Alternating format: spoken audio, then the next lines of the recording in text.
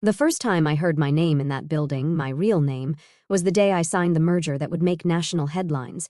But rewind exactly 3 minutes before that, and I was standing in a broom closet with a fingerprint scanner hidden behind a mop handle, watching my security camera feed while every partner on the 43rd floor stared at a blank signature line, clueless. Funny thing about power, when you wear it loud, they fear you. When you wear it quiet, they forget you exist. And that's when they become useful. 15 years ago, I stepped out of my own company voluntarily. I disappeared into a paper trail so tangled you'd need 6 court orders and a medium to find me. Not because I was scared, but because I was tired of the boardroom politics of smiling at investors while my CO founder stole credit and snorted half our IPO bonus off the conference table. I sold off public shares under aliases, stashed patents in obscure holding companies, recruited 2 interns, trained them in silence, and watched them climb to vice president in 6 years, thinking they'd done it on their own. And I walked those halls, coffee-stained hoodie and a fake limp every Tuesday and Thursday like clockwork. I watched them gossip in elevators. I watched them rehearse charm in mirrors. I watched them lie through their bleached veneers and laugh like they had earned it. One asked why a freelance analyst had a level 9 clearance badge, or why the CFO's assistant always paused before greeting me, like a glitch in the Matrix. The plan was never revenge. It was observation, study the beast, learn its appetite, then wait. And then came the click. A rumor GT Tech was buying out Lyricus, a billion-dollar merger, quiet at first. Whispers between partners, shredded memos, midnight phone calls. But I heard everything through the silent microphones I installed in the custom crown molding 8 years ago. I watched the CEO of Lyricus, Connor Bell, sweat bullets under stage lights while pitching a seamless future of integrated ecosystems which is rich coming from a man who once tried to blacklist me from the very industry I invented. He didn't know I owned 13% of GTON through Burnham Vale Capital.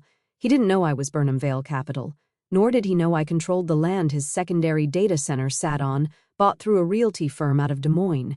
He didn't know any of it until the boardroom, until that line, just need Burnham's signature. And I stepped out from the corner, coffee in hand, hoodie zipped, pulled out my pen, and let them watch. Every single one, their pupils dilated like car crash victims. Someone whispered my name like it was an incantation. Connor choked mid-sentence. I hadn't even signed yet, and they were already scrambling to remember how many times they'd mocked the weird guy in the hoodie. I clicked the pen, and the room held its breath like judgment was coming, because it was. Connor's voice cracked first. That always happens. Throats go dry when power shifts without warning. Wait, he stammered, blinking like he could erase me if he just didn't focus. He's not. Someone verify this. But no one moved because deep down they knew. You can't fake that kind of silence. You can't fake a room folding in on itself. The head of legal, Dana something, scrambled for a folder. Her fingers shook so badly she flipped the wrong page twice. Meanwhile, I uncapped the pen and slowly, deliberately signed my full legal name, the one they scrubbed off the original Articles of Incorporation in 2011, the one Connor had buried under a fabricated resignation when he called me unfit for leadership. The ink dried faster than their dignity. Then I slid the folder forward, met Connor's eyes, and said, "Calm as a morgue drawer, you just merged with your ghost." Connor sat down without realizing it, like gravity had suddenly remembered him. But here's what none of them knew, what I hadn't said yet. This wasn't a last laugh. It was Act 1. Because I didn't just sign that merger. I engineered it. The first whisper between GTON's junior Manda analyst and her contact at Lyricus? I'd been feeding intel, planting documents, controlling leaks. I was the invisible architect behind every decision they thought was theirs. The merger wasn't a partnership. It was a Trojan horse, and inside it was me. I spent the next 4 hours in that building like I always had, quiet, observing. But this time, the air around me buzzed like a cut wire. A vice president named Elena tried to make small talk near the elevators. "Didn't realize you were involved," she said. I just smiled. "Some things don't need announcements, they just arrive." She didn't laugh. Nobody did. Upstairs, in my old office, now rebranded as a meditation pod because of course it was, I stood in the corner where they used to hang my portrait. The wall was blank now, sterile, until I pressed my thumb to the sensor hidden behind the fake bamboo paneling. Lights dimmed, a drawer hissed open. Inside, a single black notebook. My next move was already written because taking back control was never the goal. Making them need me again, that was the real game. And they were about to learn, ghosts don't haunt, they reclaim. The notebook weighed less than I remembered, maybe because the last time I touched it, I was still trying to save this place, back when I believed legacy mattered more than leverage. Before I learned the world doesn't reward builders, it rewards illusionists. I flipped to page 42. The list was still there in my handwriting, tight, angular, deliberate, a catalog of everyone who betrayed me, underestimated me, or tried to outmaneuver me, each name marked with a symbol. Connor Bell had a black triangle, meaning cut off his oxygen, then his options. I left the notebook open on the desk, walked back to the glass wall, and stared down at the city I'd been living above. Not inside. The skyline glowed like a lie, all shine, no soul. Behind me, the meditation pod door opened without a knock. It was Jake, the intern I'd plucked out of state college with a resume written on a napkin, now wearing a blazer that cost more than my first car. "Sir," he said, like it physically pained him to remember the word. "Connor wants to talk privately." I turned slowly, studied his face. He didn't recognize the expression I wore because he'd never seen it before. He had plenty of time to talk, I said, voice flat as a blueprint. 15 years of walking past me without so much as a nod. "He can wait." Jake blinked. This isn't how it works. There are shareholders, regulators." "Sit down, Jake," I said. He froze. "Sit." And to his credit, he did, slowly, like a man approaching the edge of something vast and dark. I walked to the wall panel, tapped a hidden code. The glass behind me fogged instantly, soundproofing activated. "You remember the ethics presentation you gave last quarter?" I asked. He nodded, throat clicking. "You said, 'No one is above accountability.'" Another nod. I pulled out a small envelope, dropped it on the table in front of him. Inside were 3 things: a flash drive, a contract amendment, and a photo. He looked at the photo first. His face went pale.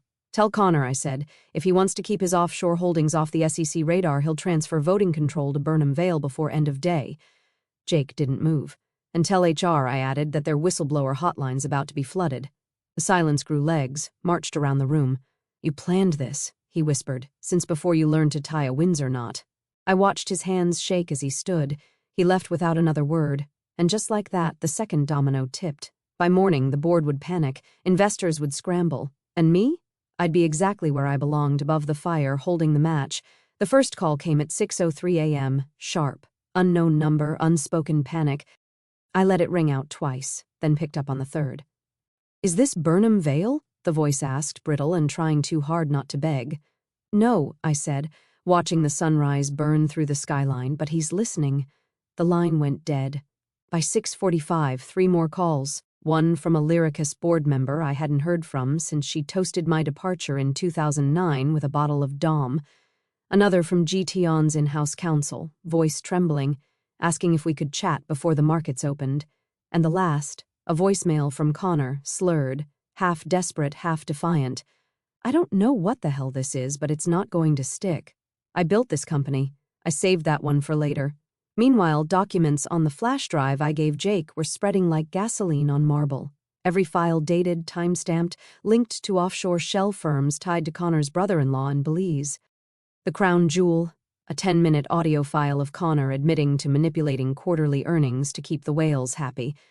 The same audio I recorded 2 years ago when he laughed about how dead weight like me had finally been scrubbed out of the picture. The board meeting that morning was supposed to be a press rehearsal for the merger. Instead, it turned into a witch hunt. From the privacy of a secure conference room 1 floor above, I watched it unfold through the internal feed I never lost access to. The boardroom camera, Cam 14, had been rewired years ago behind the painting of the founder. They thought it was decommissioned. They always think that. Connor walked in late, shirt wrinkled, tie crooked, eyes shot. His voice cracked as he addressed the board, trying to get ahead of the leaks. "We don't know who's doing this or why. Wrong. You do know, and you do know why." I watched as, one by one, the board turned on him. Alina, the same vice president who tried small talk in the elevator, spoke first. "We were told the final signature came from the owner of Burnham, but no one here seems to know who that is." Connor froze just for a second. Then he's lying. "That guy, consultant, he doesn't have the right." But that was it, the moment. Because one of the junior partners, a fresh Ivy grad with more ambition than sense, interrupted. I saw the ownership registry this morning. Burnham's name is listed as primary voting authority, effective immediately. Connor's mouth opened, then closed, and in that instant, it happened. The man who'd spent 15 years rewriting history realized he was no longer in it. I leaned back in the chair, watching my former empire collapse under the weight of a single signature. But I wasn't finished. Not yet. Because now, with the board shaken and the public announcement pending, all eyes would be on the one man they couldn't place, the one who'd been walking past them, invisible. And the next time they saw me, I wouldn't be in the shadows. I'd be at the head of the table and I'd be asking questions. By noon, the first ripple of panic hit the press. It started as a minor rumor about unforeseen complications in the merger process.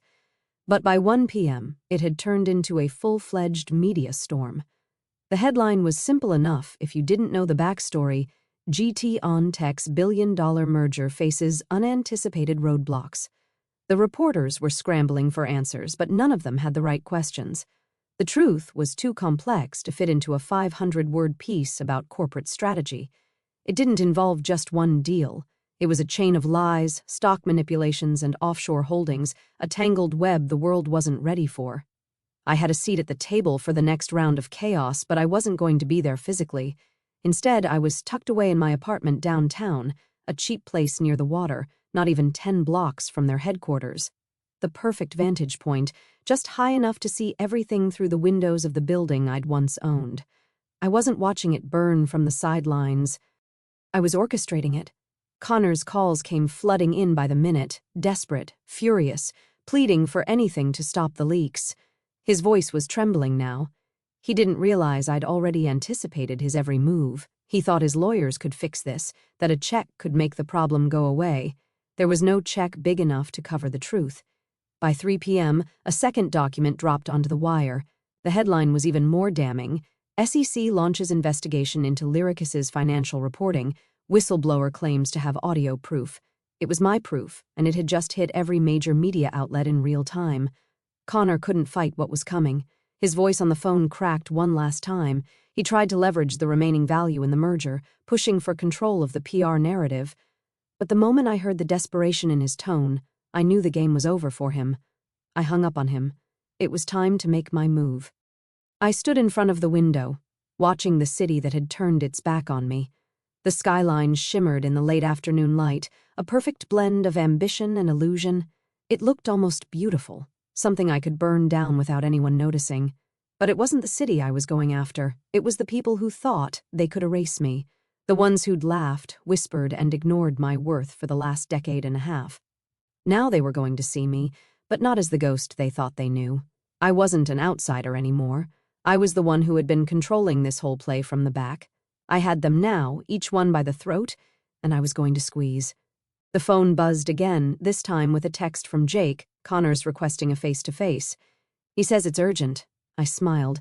Let him wait, I typed back, because some things don't need to be rushed. The game had already been won. Now it was time to let them experience the slow burn of realizing just how far they had underestimated me. As the sun dipped below the horizon, the phone rang one more time. I picked it up without hesitation. "I'm ready," I said. That was all I needed to say.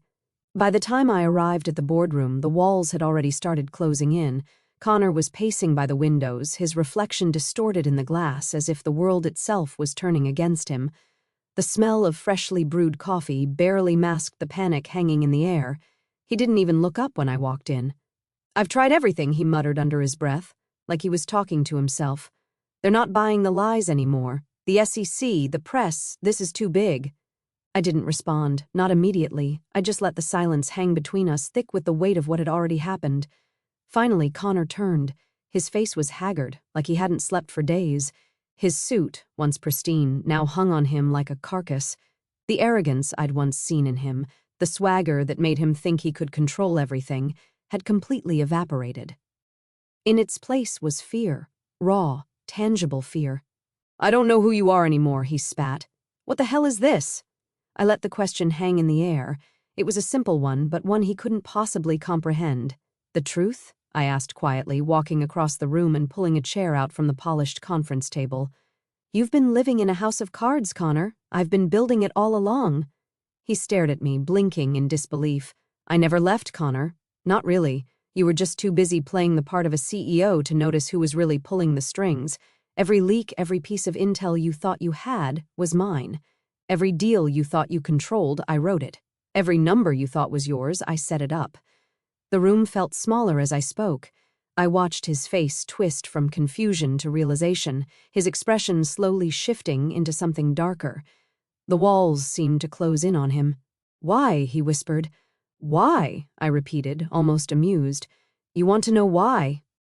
I stood up from the chair and slowly walked toward the window, looking out over the city that had been my playground for years. You're asking the wrong question, Connor, I said, my voice colder now. The real question is, why didn't you see it coming? And then it clicked for him.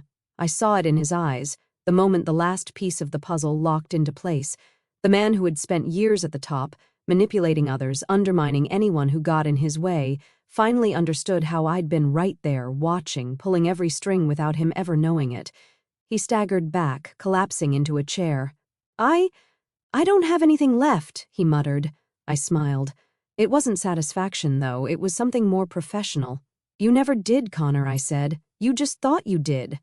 The silence between us deepened, but I wasn't finished. Not by a long shot. I took the final step, leaning in close enough that he could feel the weight of every word I said next. You're going to fix this, I told him.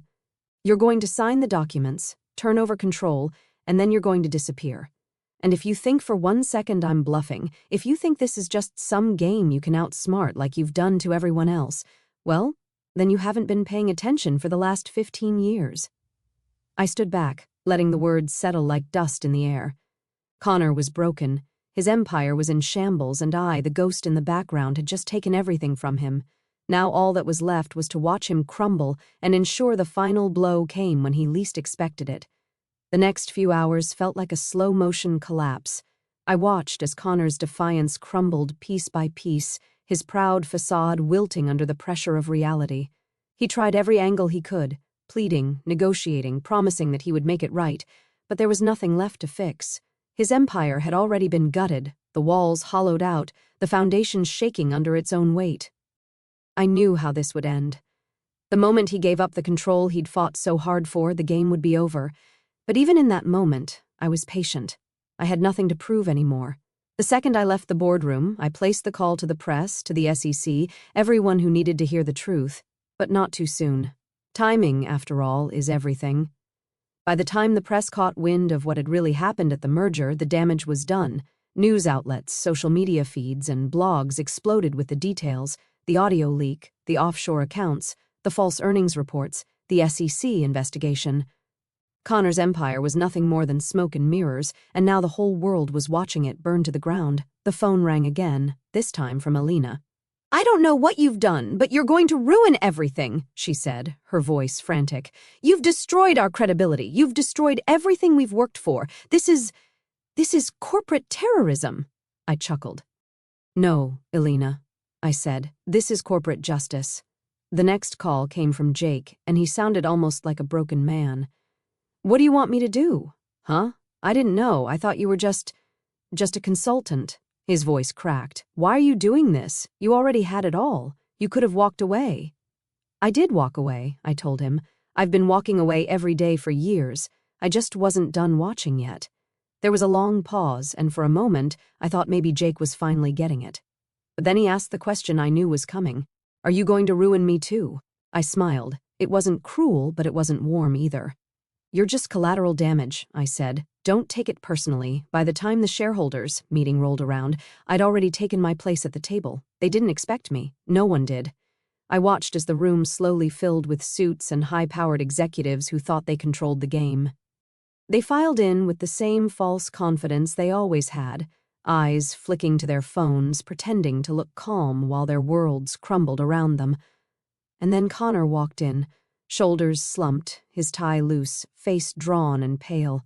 For all the money and power he'd accumulated, he looked like a man on the brink of collapse. His empire was now nothing more than a sinking ship, and he was the last one left on it. I was the first to speak.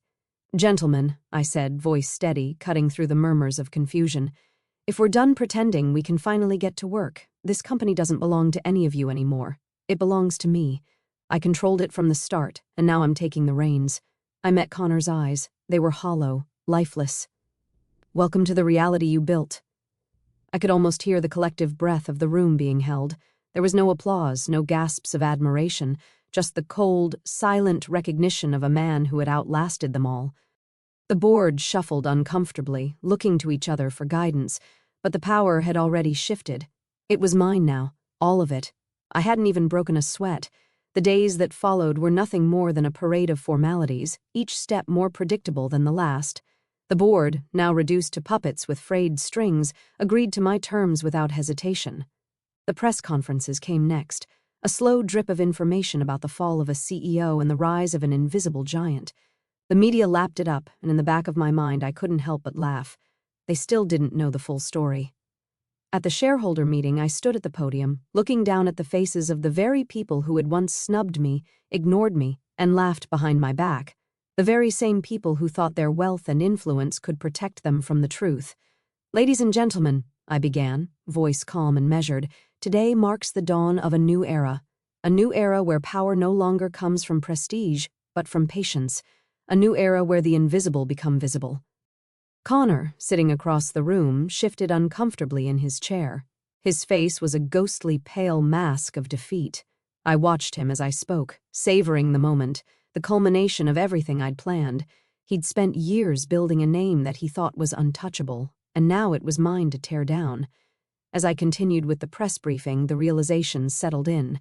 I wasn't just the one to pull off the merger. I was the one who had crafted it, twisted it into something that only I controlled. GT Untech, Lyricus, Burnham, all of it was in my hands. "I'm not interested in profit for profit's sake," I said, locking eyes with the room, each of them now silently begging for a chance at survival. "I'm interested in legacy, in power, in building something that lasts, and what I've built is untouchable." It wasn't just the company that had changed hands. The game itself had shifted. The people who had once sneered at me, who had written me off as nothing more than a faceless cog in the corporate machine, were now looking at me with fear and respect. The next few weeks passed in a blur of boardroom decisions, policy changes, and quiet retribution. One by one, those who had conspired against me, those who thought they could outplay the invisible man, were quietly moved aside. Some resigned, others were fired, and a few simply disappeared.